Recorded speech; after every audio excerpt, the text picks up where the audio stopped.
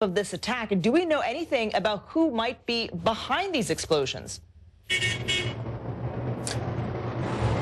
That's the big question, Atika. At this hour, no group has claimed responsibility for many angry Egyptians. That doesn't matter. They're already pointing the finger. They're already blaming the Muslim Brotherhood, even with the Muslim Brotherhood releasing a statement condemning the attack. These are obviously difficult and uneasy times here in Egypt, and what happened today doesn't make things any easier. At least 4 bomb attacks throughout central Cairo, something Egyptians have not seen in recent memory. The biggest attack, the first one taking place at 6:30 a.m., the result of a car bomb. The bomb powerful enough to shear off the facade of the building and damage nearby buildings. 4 people killed inside the headquarters, more than 40 people killed.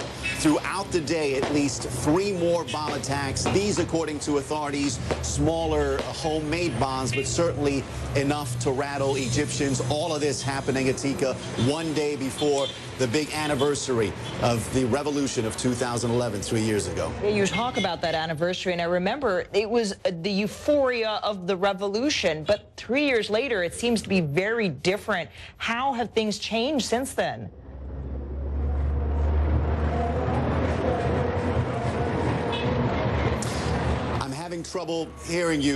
Having trouble hearing you, Atika. I'll repeat that question. Things seems to have dramatically changed.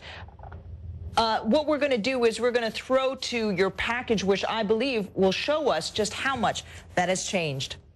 3 years ago, the streets of Cairo looked like this. Get out! Angry Egyptians, sick and tired of oppression and injustice, rose up against the iron fist rule of Hosni Mubarak and his notorious police state. Among the most visible protesters, Wael Ghanem, a young activist who left a great job at internet giant Google, set up a Facebook page to mobilize Egyptians and frequently pleaded his country's case on TV.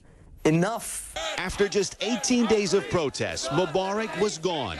The revolution seemingly complete. Ghanem's mission seemingly accomplished. 3 years after Ghanem said his dreams for Egypt had come true, those dreams seem to be in tatters. These days he lives in Dubai in large part because many in Egypt's pro-regime media no longer see him as a hero. They see him as a traitor.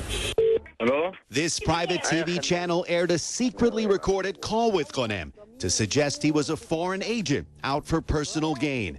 Other attacks followed on social media. Don't believe what you hear, Ghanem replied on his Facebook page. I'm not a traitor. These days, Ghanem's not the only one on the defensive.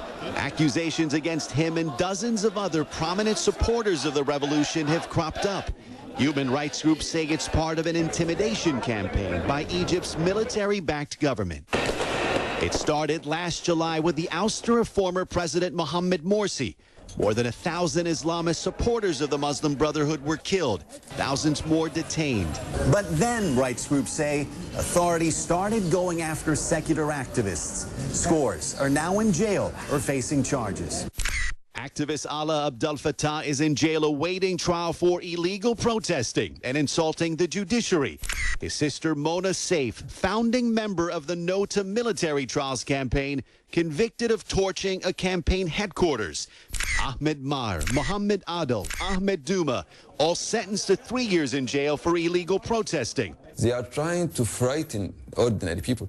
Activist Hani El Gamal is charged with illegal protesting.